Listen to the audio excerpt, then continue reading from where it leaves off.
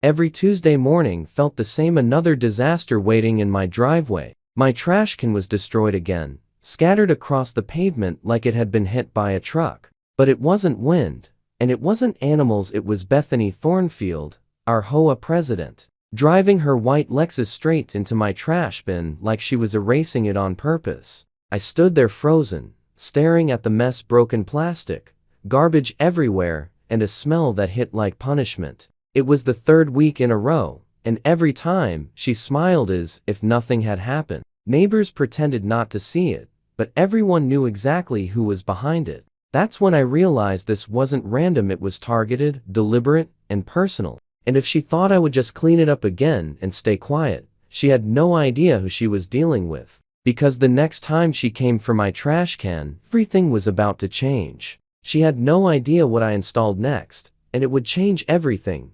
Starting the following Tuesday morning, my name is Lucian Delroy, and I didn't move into Willowbrook Estates looking for trouble. I moved there as a single father, trying to rebuild a life that had already been broken once. After losing my wife to cancer, every decision I made was about giving my daughter Savannah a stable future, something peaceful, something normal again. The neighborhood looked perfect on paper: clean streets, trimmed lawns, kids riding bikes, and an HOA that promised order and safety. At the center of it all was Bethany Thornfield, the HOA president. She carried herself like she owned every sidewalk she walked on, always polished, always watching, always correcting something that didn't meet her standards. At first, I thought she was just strict, the kind of person who cared too much about rules. But there was something about the way she looked at new families, like she was measuring whether they belonged. I didn't know it then, but that quiet, controlled neighborhood wasn't peaceful at all. It was just waiting for someone like her to turn it into something else entirely.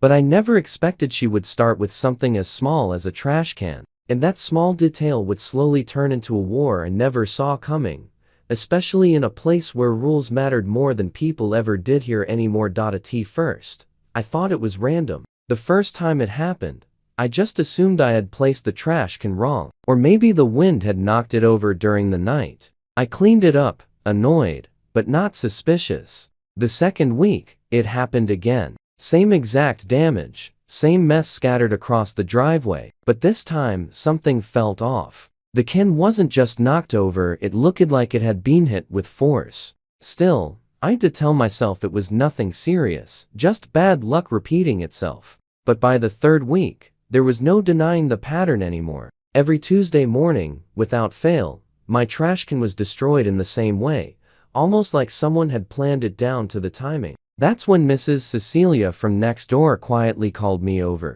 She hesitated before speaking, like she was afraid of being heard. Then she told me she had seen everything from her kitchen window. It wasn't an accident. It was Bethany Thornfield. She was driving her car straight into my trash can, backing up, and doing it again just to make sure it broke. Hearing that changed everything. Suddenly, every cleanup, every missed hour of work, every bit of stress made sense. It wasn't random anymore. It was intentional, and it was becoming a routine she enjoyed far too much. And what scared me most was realizing she never once thought anyone would ever notice, let alone stop her in time like this again. At that point, it stopped being just about a broken trash can. Bethany Thornfield didn't just keep destroying it every Tuesday morning, she started turning it into something I was somehow responsible for. A week after I found out the truth, I came home to a bright orange citation stuck to my front door. Improper waste management causing community disruption. I stood there staring at it, trying to understand how I was being blamed for damage I wasn't even causing. The trash can she had rammed with her own car was now listed as a violation against me. The irony was almost unbelievable, but the fine was very real. Then it escalated again. Another notice arrived the following week, this time with a warning about repeated non-compliance and potential legal action if the issue wasn't corrected, as if I had any control over what was happening at AM every Tuesday morning. I tried explaining it once during an HOA interaction, but Bethany just smiled politely and told me that rules applied equally to everyone, even if some residents were less careful with their property. That was the moment it started affecting more than just me. My daughter Savannah began avoiding the front yard entirely in the mornings. She'd leave early for school just to escape the embarrassment of neighbors watching cleanup after another incident. I could see it weighing on her. The confusion, the frustration, the way she started asking if we had done something wrong without realizing it. Every cleanup became heavier than the last, not just physically, but mentally. It felt like the entire neighborhood was being trained to believe I was the problem. And the worst part was realizing this wasn't random enforcement anymore. It was targeted, controlled, directed at us specifically.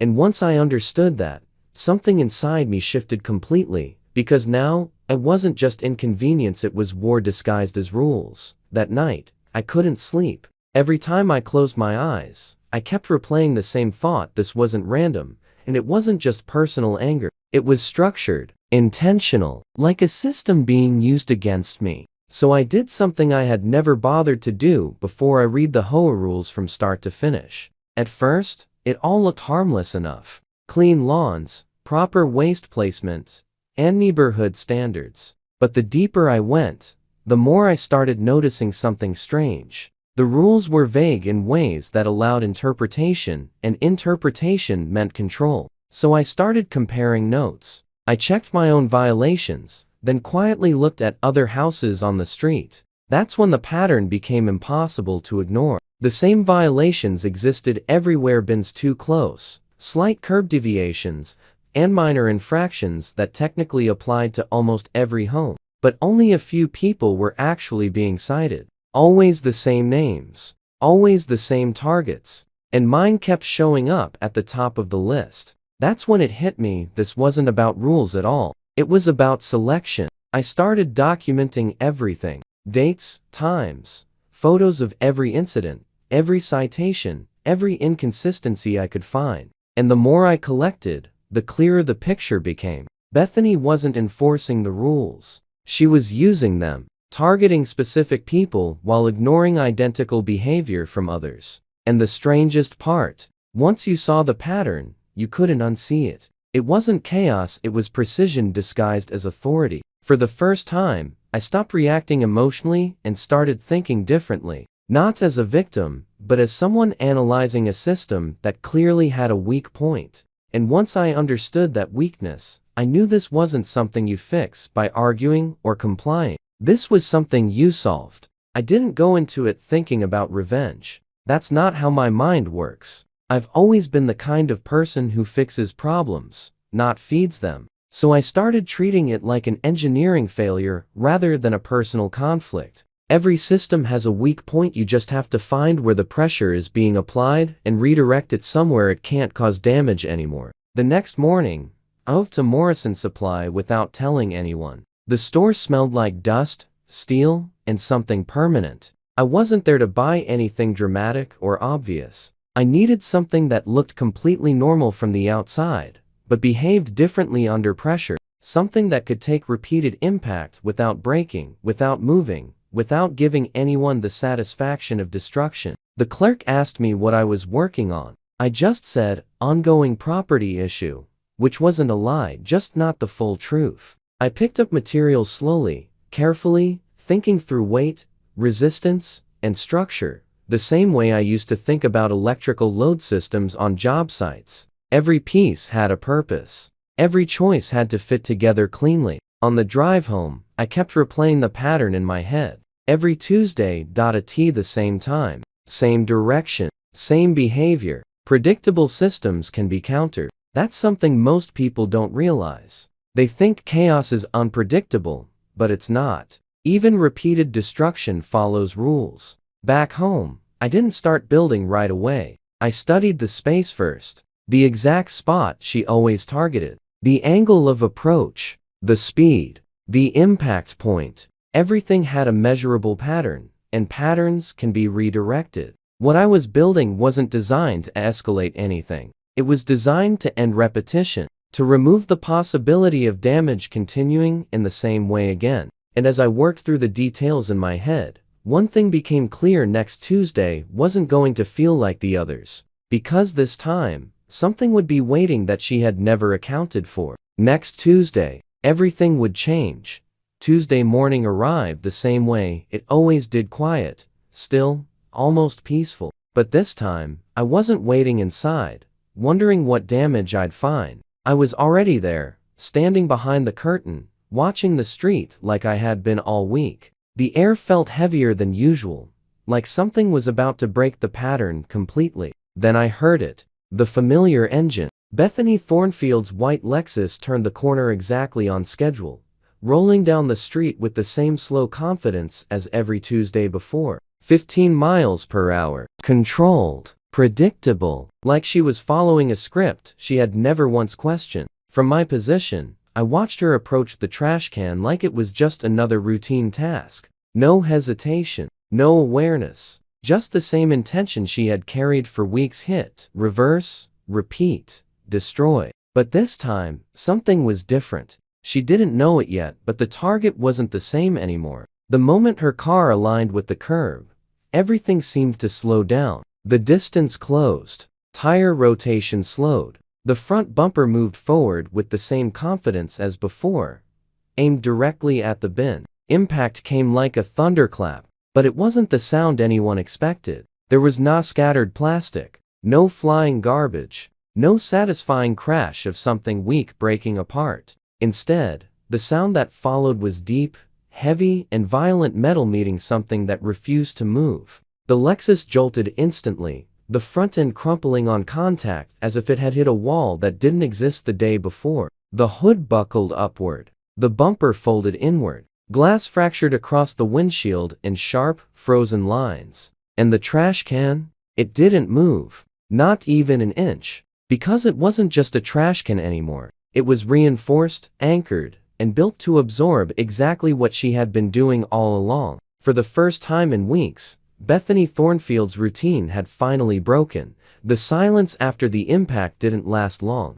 Within minutes, doors started opening all around the neighborhood. People stepped outside, drawn by the sound, watching the scene unfold in disbelief. Bethany sat frozen in her damaged Lexus, the front end completely collapsed, steam rising into the morning air. For once, she wasn't in control of anything. When the police arrived, she was already pointing fingers. She insisted it was a trap, that I had done something illegal, that the trash can was meant to damage her car. Her voice was sharp, desperate, but shaky in a way I had never heard before. That's when Mrs. Cecilia stepped forward and showed them the footage week after week of the same routine. Her car, my trash can, the destruction she caused without hesitation. The officer didn't say much at first. He just kept watching the recordings, his expression slowly changing. The pattern was undeniable. Intentional damage, repeated over time, captured in full clarity.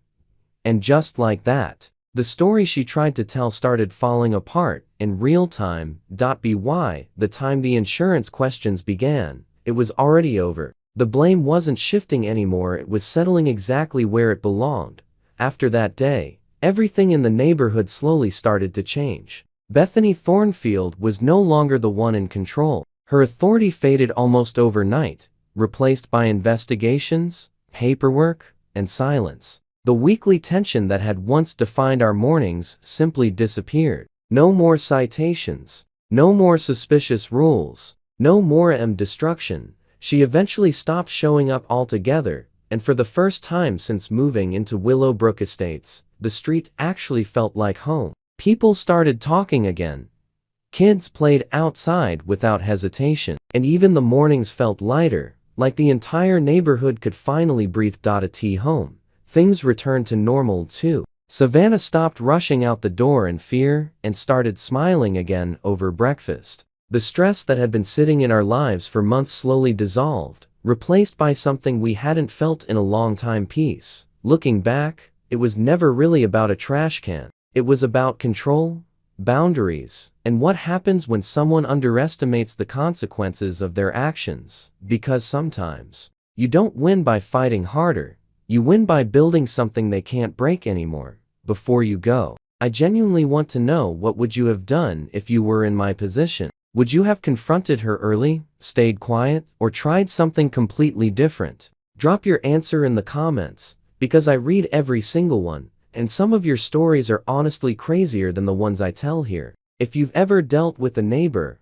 HOA, or someone who abused their power, share that too, because you're definitely not alone in this. And if you enjoyed this story, make sure to hit that like button and subscribe, because there are a lot more real-life style stories like this coming soon. Every week, I break down situations where ordinary people end up facing unbelievable conflict and how they handle it. Next time, I'm going to show you a story where a simple parking dispute turned into a full neighborhood investigation that nobody saw coming. You won't want to miss that one.